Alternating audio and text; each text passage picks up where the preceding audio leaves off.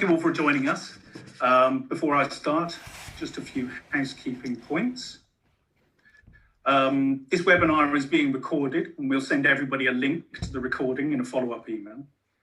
Listeners are going to be muted, so please use the chat function to pose questions. And if we're unable to address any of the questions during the 45-minute webinar, we'll do a post-webinar roundup and try and address them in that. So in no particular order, joining us today, we have Alona Stein, the Vice President of ReBlonde, Misha Talethfel, the Senior Account Director on the, account director on the health team at Porter Novelli, and Gareth Spence, who's Senior Director of Digital Marketing and Public Relations at the European telecommunications vendor, ADVA. So I'll hand it over to them to introduce themselves before we kick off. So Alona, Gareth, Misha, if you could be so kind, just let our audience learn a little bit more about yourselves, please. Absolutely. Hi, good afternoon. Hello from beautiful sunny Tel Aviv. I'm Alona Stein, partner and VP at ReBlonde. We do basically all things tech, running on a very wide spectrum from B2C all the way up to the complex world of blockchain and machine learning and crypto. I've been doing PR for the past 7 years, been in communication for the past 10 years, and truly looking forward, together with my colleagues here today, to talk a little bit about the importance of visual aspects in storytelling. I believe we have some really good content for you guys and hope you all enjoy it. Great, thanks everyone. Oh, sorry, Misha. Go ahead. No problem, Andre, you go first. Okay, thank you. So hi everyone, Misha here. So I'm Senior Account Director at Porter Novelli, based in London. We're a mid-sized PR firm working with a number of big companies all around the world. We're a very global team, but I focus in the health sector, working with a lot of pharmaceutical clients. And we do a lot of strategic communications, kind of marketing comms, and visual storytelling comes into a huge, range of the work we do, from media engagement to disease awareness. So, really happy to be invited. Thank you, Scott, and to take part in today's panel. Sorry, Gareth, on to you. No, I was just so eager to join. I just couldn't wait any longer. Thanks, Misha, and thanks to everyone for joining. As said, I'm Gareth Spence. I'm responsible for digital marketing and PR at ADVA. For those unfamiliar with ADVA, we're like the FedEx of the internet, but instead of carrying packages, we carry data from point A to point B. So this Zoom call, for example, is probably traveling over ADVA equipment, or the next time you post an Instagram, think of ADVA. ADVA's probably carrying that little picture as it travels from your phone through to Instagram itself. Career-wise, the one constant for me has been content creation. So throughout my decades in various industries, that's the one thing that ties everything together. Initially, I was focused on broadcast. I worked for news organizations like Bloomberg, producing TV and radio, and then on into PR, working largely in-house across arts-based companies and technology vendors. So currently, that's for ADVA. Thank you very much, guys. So, without further ado, let's kick off. So obviously, we see PRs as being the storytellers, the corporate storytellers.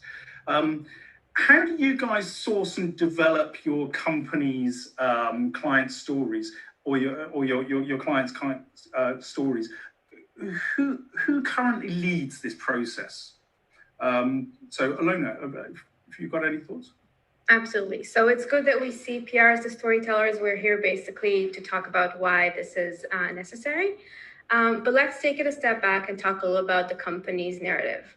We can think about it as a tree with different branches touching different fields, or we can even take it to our own personal being and talking about ourselves as the narrative of our lives, but showing different aspects of our personality in multiple occasions. So your profile on LinkedIn is somewhat different from what you will have on Facebook, Tinder, perhaps, what your parents think of you, what your spouse think of you. And that's really where the storytelling aspect of PR comes. We help shedding the right light in the right perspective and aspect in order to do so. So therefore, I'm sure that each and every PR company or in-house PR have their way to develop the right narrative, the right messaging and a story. But basically it is done in-house with content team and media team who really lives the industry and is able to provide the best spotlight for each story that is unique in its own way.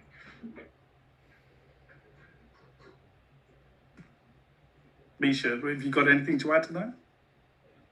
Yeah, definitely.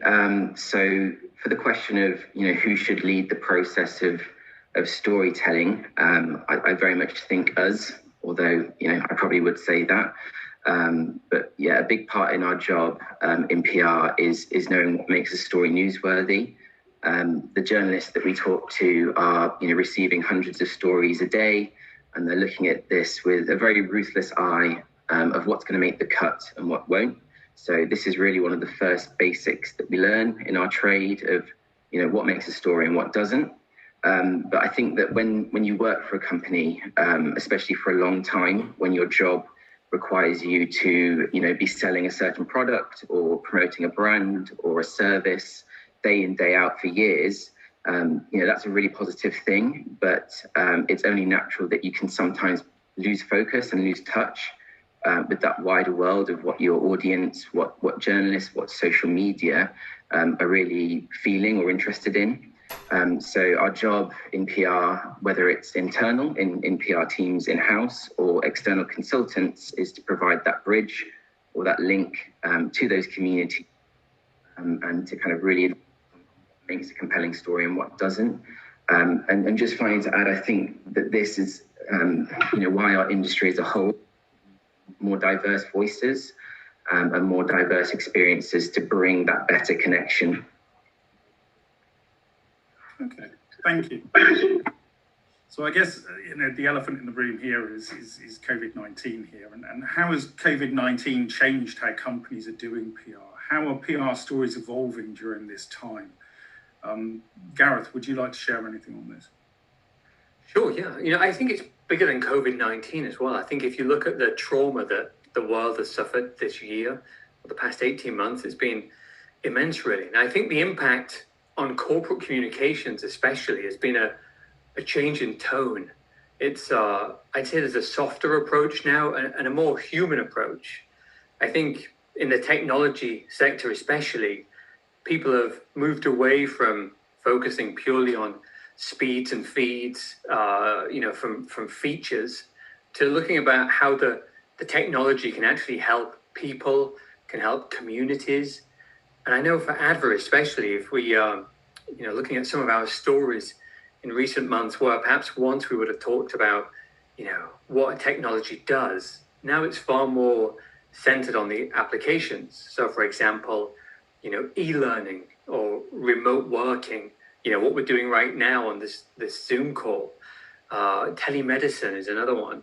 So it's really about focusing on the value that company can provide to its audience and its customers, and really stripping away that kind of corporate walls, really. That's what I've found. Okay. Misha? Yeah, I think just to add to what Gareth's saying there, he's basically saying that, companies have a certain responsibility to society to play their part in dealing with these big challenges that we're all facing. And as somebody that works predominantly in the healthcare sector, I think that's potentially even more exaggerated or amplified because a lot of the clients that we work with are actually actively developing vaccines, or they're, donating PPE to the NHS, or, they're providing test equipment or resources to help these health systems deal with COVID-19. So there is that added responsibility of what companies are, are bringing to society, that they can't just be there to, provide their services and provide their products anymore.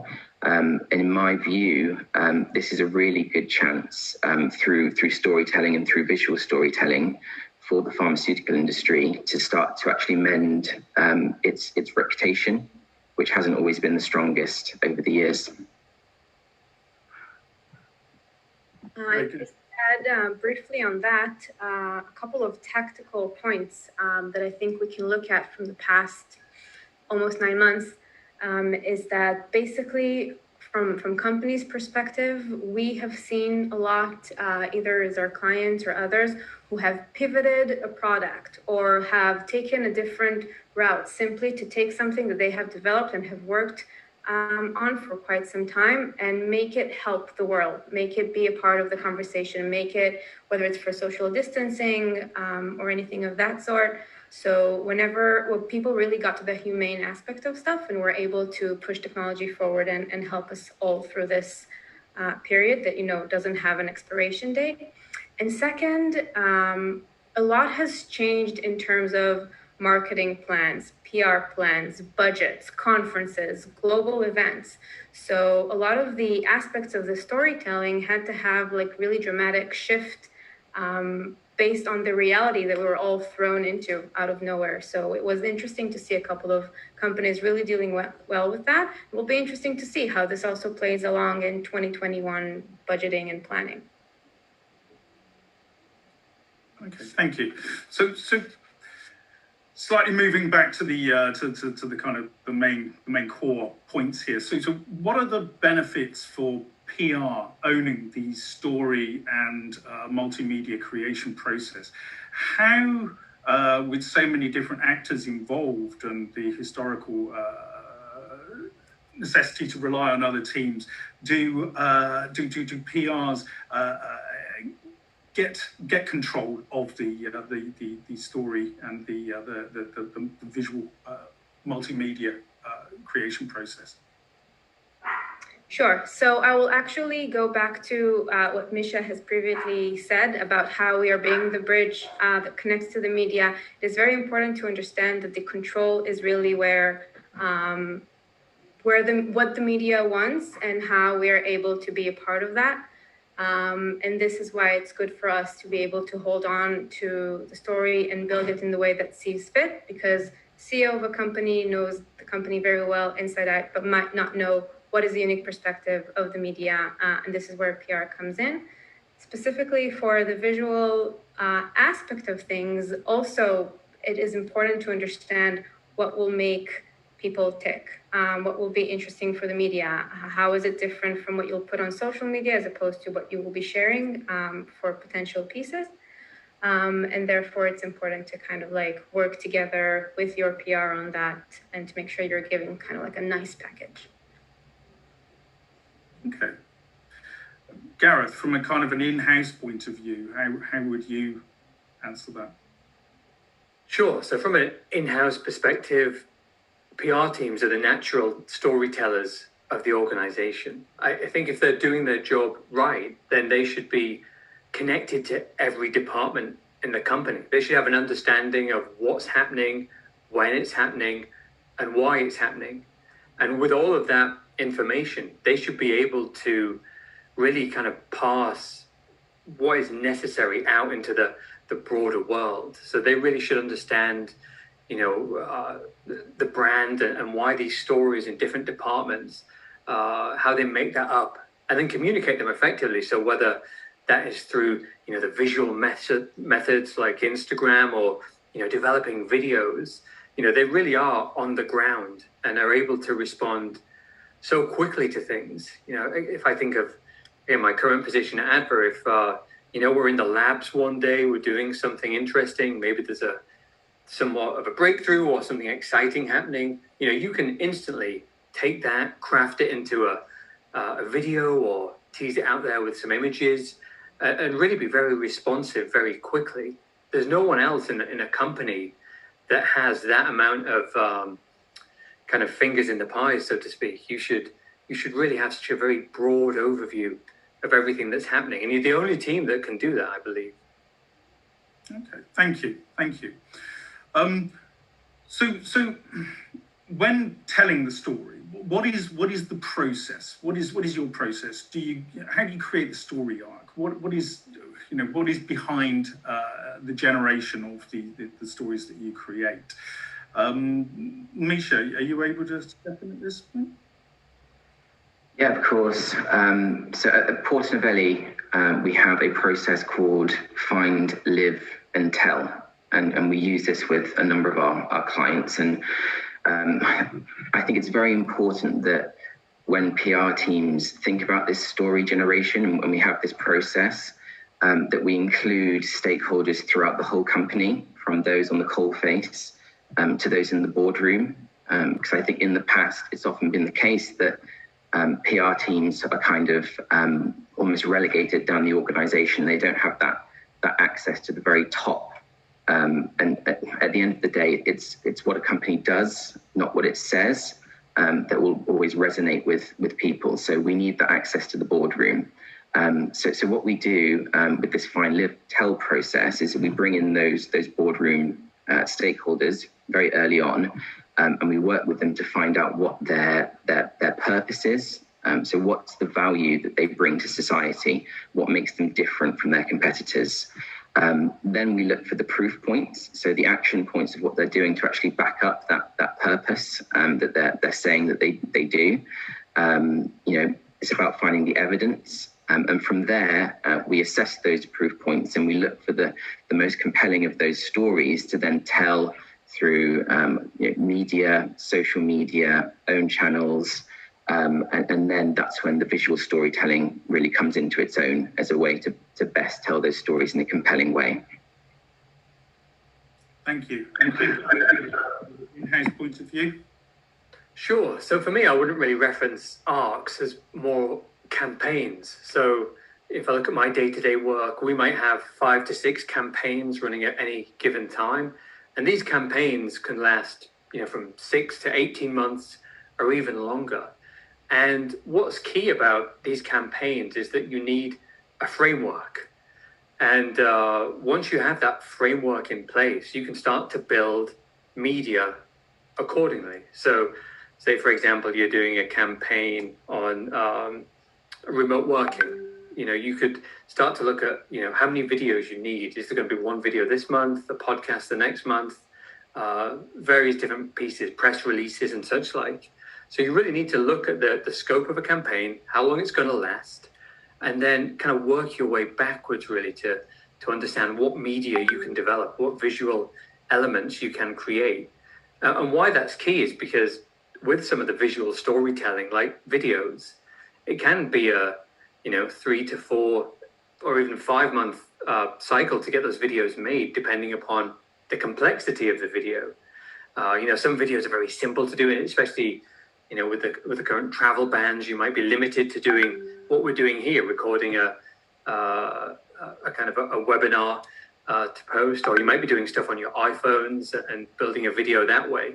But once travel restrictions are lifted, you will be back in the world. So you need to really plan those visual elements within your campaign very early on to be successful. Perfect, thank you. So a question that we were asked, what is the difference between earned content and paid content? And obviously this is quite pertinent for visual storytelling. And of course, the question is, what makes good earned content? Alona, are you able to help here? Sure. So very short brief. We all, and I think we're in agreement that we run by the PESO model. PESO stands for paid, earned, shared, and owned. And the owned and the earned and the paid are a part of that. So paid is pretty straightforward. Anything that you would put money to get out. Could be ad campaign on Facebook pushing your video for clicks or for impressions. Anything of that sort will go under paid. And earned is actually the most valuable assets of the four, simply because this is the one where you have a third-party, non-biased, authentic person, in our case, the media, telling the story about you and your product. Now, going back to the visual storytelling of things and not just, a PR work or an article that's just going live, it is different in terms of like the promotional video that you will create as opposed to getting, a video review for the new iPhone. Someone else measuring or reviewing or giving some kind of a valuable information that is visually appealing, whether it's an image or a video about your product, would be considered as a good earned content. And what makes the earned content particularly good is the voice and the personality that is talking about it. The most authentic, charismatic, influensive this persona would be, the higher the value of your earned goods. Perfect, thank you. And Gareth, have you got anything to add to that? Sure. Earned media is always ideal. We always aspire to earned media. But I think if you're a small to medium enterprise, especially if you're working in a niche area, earned media can be quite challenging to obtain. And if you look at the trade press and such, like, there's been this huge shift where it's far more, pay to play these days than it is true editorial. And I think why that happens, you've really got to use the paid opportunities where you can. If you have the budget for it and you can leverage it, you really can open up new audiences and new sales opportunities, especially with paid media. So I think if you kind of, box clever and really kind of ride both horses, as it were, you've got your earned stuff, but, focus on the paid stuff as well, because it can really help you to drive new business in new markets. Perfect, thank you. And I mean, a question that's come in, which media has the potential to create the best interaction rates? Obviously with paid and earned media, what's your opinion on that? So for me, the best interaction rates, clearly, we see a lot on, Instagram and the social media, the classic, Facebook and such like. But YouTube has been huge as well. If you are putting a lot of videos out there, then you can see some great interaction on a YouTube channel. In fact, I tend to favor YouTube more these days. If I look at some of the social media channels, it's it's often hard to kind of find out where the nuggets of gold are and things like that. Whereas YouTube just seems to be a much more engaged community, at least in the technology space. Perfect, thank you. And kind of segueing on from that to a certain degree, what's the role of influencers within content that you're sending out and today's kind of content discussion? Alona, this I guess probably would be best directed at you first.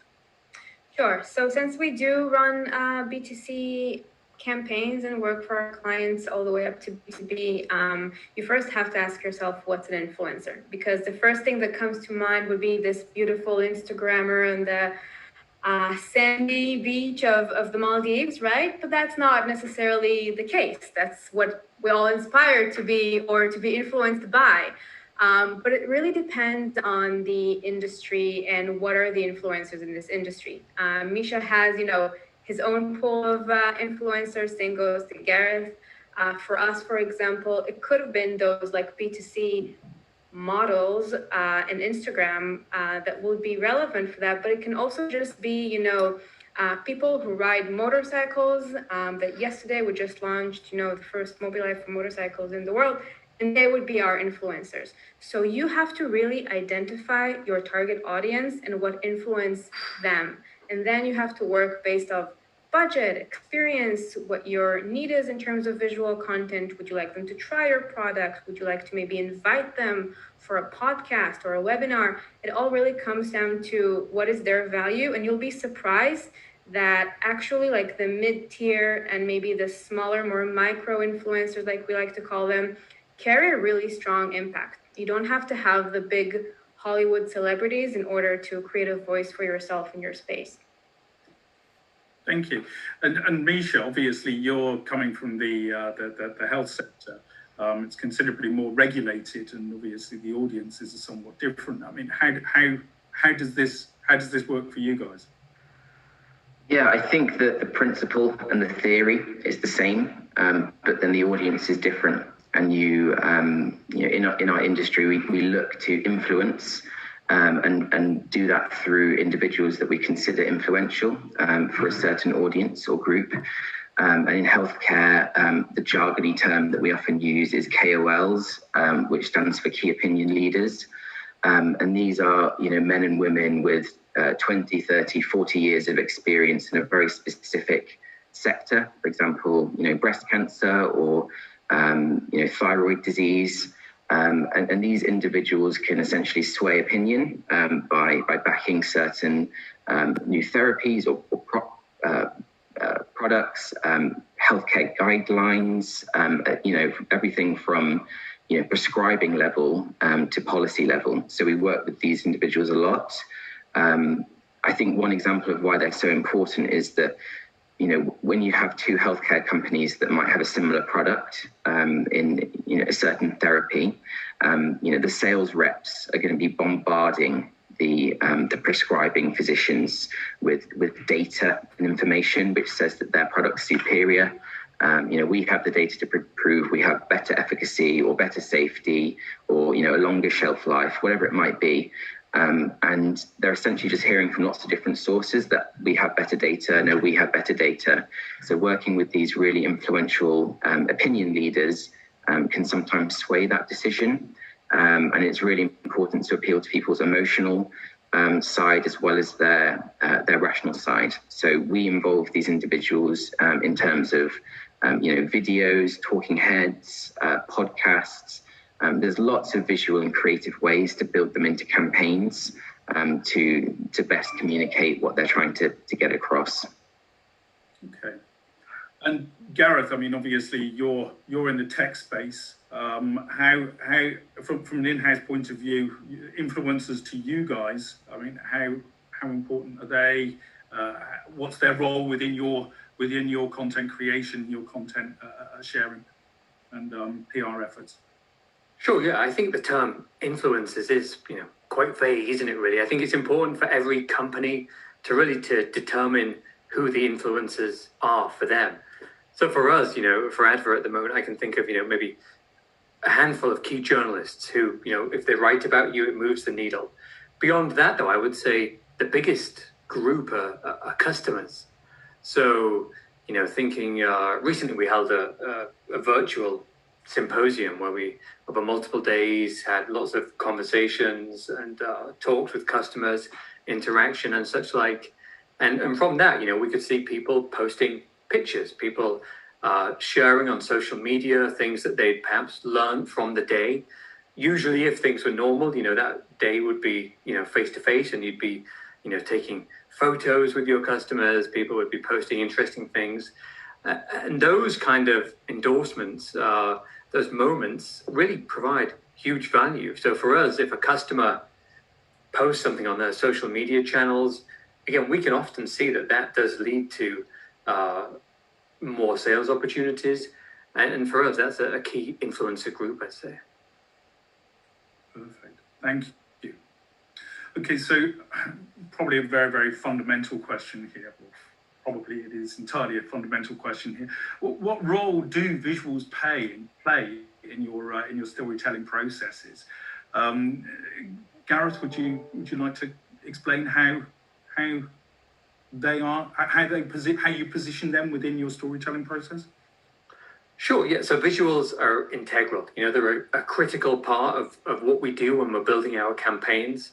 And I try to ensure that anything that we put out there, whether it's a press release or podcast or video, that there are strong visual elements to it. Because, it's so easy to share something that is visual. It's easy to repost a photo. It's easy to share a video. Whereas if you have to actually sit down and pen some words to actually share on a social media channel, then instantly you have to think. You have to put pen to paper, so to speak, and it takes more effort. So the easier you can make it for people to share what you are promoting yourself, then the broader, the wider the kind of ripple in the social media pool is. So visuals really are just essential. Okay, perfect. And Amisha, from your point, are they addressing the S in the peso system?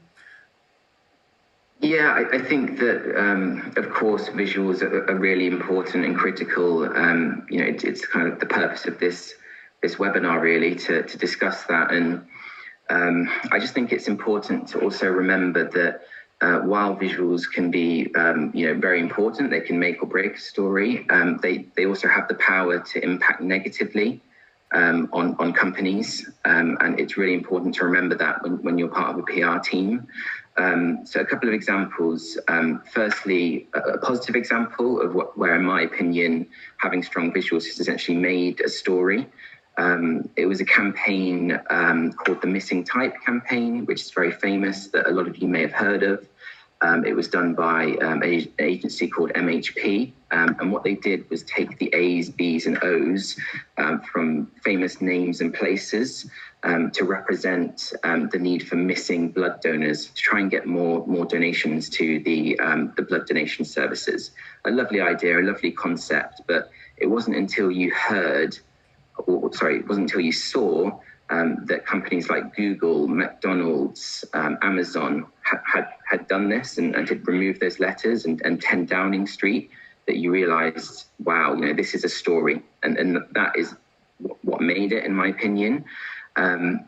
Another example that comes to mind is Dove, who, in the past decades had done some really pioneering work around body positivity in a beauty space that was dominated by, skinny size 0 models and setting unrealistic beauty standards. So these are campaigns that have really positively impacted, the objective. And with Dove, it's really improved their reputation over time. And I saw there was a question in the Q&A about does societal good actually have an impact on the bottom line? And research that my company's done has proven that it really does, because the majority of people say that they want to buy things from companies that they believe are have good intentions and they contribute to society. And it's important as well not to forget the pitfalls of very poorly chosen imagery. It can damage a brand. It can cause customers to lose trust. It can hurt that company's reputation, leading companies to be labeled as tone deaf. And we've seen some really shocking examples of this in recent years. So it's really important that imagery and visuals change with the times, and that PR teams have their finger on the pulse when it comes to what's happening in society. We've seen some massive rebrands over the past months as a result of some of the Black Lives Matter related pushing and focus. So with the Washington Redskins changing their name, Uncle Ben's, and quite a few others. So good PR teams take preventative action, and they make sure that they never end up on the wrong end of a baying Twitter mob and have to change their whole brand and their visuals. So it's just something to be mindful of, that it can work both ways, negative and positive. Thank you, Misha. Alona. Yeah, and just to kind of bring this also to the beginner's mode, kind of, because we're talking about these big campaigns, and of course the importance of them is invaluable. But I get the feeling from startups that they tend to undermine the necessity of solid visual portfolio of content. And I'm here basically just, to shout that basically this is as important as having good content on your website, on any of your official materials. You have to allocate the budget, you have to find the resource. You shouldn't underestimate the value of it going for the long term, because it, just like Misha said, it can help or make or break a story, but more importantly, it helps tell the story. You may convey a message through visual that you may not be able to fit into the low capacity and intention, in our case, the media and wording, that you can with a very short video. So dedicate the budget, allocate the efforts and the resources, and make sure that this is covered right from the get-go. Thank you. Thank you. So I guess one of the challenges is telling a consistent story across all media types. Do you guys use the same multimedia content across all of your channels, or are you customizing it for specific PR audiences? Misha, I mean, based on the fact that you're dealing with a very specific audience, how would you plan for that? So the question's about telling a consistent story through imagery and visuals, and most of the big companies that we work with have very strict brand guidelines where they've got a design team to spend hundreds of hours perfecting the tone, the message, and the image library. And we're all kind of instructed to always adhere to these brand guidelines. Although I do believe that they are guidelines, and there should be room for interpretation, because you always have to bring creativity and uniqueness to make a story flourish. But with some of the smaller companies we work with, startups and kind of SMEs, they might not necessarily have such strict brand guidelines and strict guidance for how to tell consistent stories, just because they might not have the resources to spend a lot of time figuring that out. But it really is important to have an element of consistency, that every story does kind of ladder back to that kind of purpose that we spoke about earlier, and that it's kind of on the same page. Okay, yeah. Perfect. And Alona, how would you see that in terms of consistency on the multimedia? Do you vary the multimedia for various different channels? How can you do that within your client base? Yes, of course. So just from a tactical perspective, not even bringing a lot of thinking into that. Some visuals may have promotional tone or need, or are there to be a part of a campaign. They can run well on social media. You might not be able to run them on a paid campaign on social media. They're definitely not going to be featured by media journalists who are covering your story and be put it there. So in terms of the tone and the voice, just like Misha said, it's important to have some kind of a consistency. Larger brand can play a bit more with it when they have like a solid logo and branding happening for them. Smaller companies have to be a bit more cautious, but definitely it's worth taking the time and the effort to see whether or not you want to do some kind of seasonal changes to it, whether or not it fits a new story. If you have a partner coming up and signing a partnership with you, do you want to maybe create something visual together with them? It really depends on the audience, depends on the story. It needs to grow and evolve, just like any other written content that you would take care of in your company. Okay, perfect. So how do you suggest that PR teams start creating multimedia? What's the difference between the kind of storytelling versus the multimedia creation processes? Gareth, I guess really this is kind of an in-house question. How would you answer that question? So for me, multimedia creation is an essential part of building a campaign. Media is the tent poles that the campaign really rests upon. So you have to have it. As you said, the key question is how you do that. I think if you're a small to medium-sized enterprise, you have an advantage in a way over much larger multinationals where there's multiple layers of content development and creation that you can really get bogged down in it. But if you are a small to medium company, we all have 4K cameras in our pockets now. We all have mics that are available.